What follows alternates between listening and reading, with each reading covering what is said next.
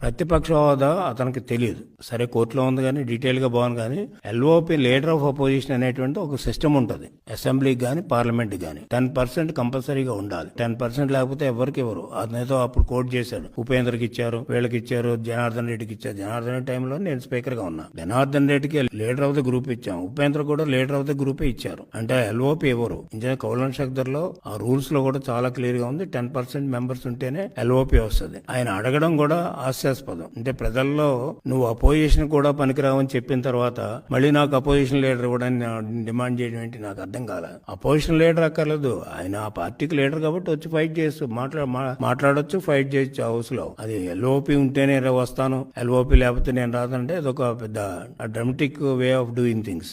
దాంట్లో కరెక్ట్ కాదు. ఒక మెంబర్ గా ఎంతమంది చేయరు. జనార్దన్ రెడ్డి ఎల్ఓపి కాదు, ఆయన ఫైట్ చేశాడు కదా. అప్పుడు 89 నుంచి 94 వరకు ఫైట్ చేశాడు. ఉపేంద్ర ఫైట్ చేశారు.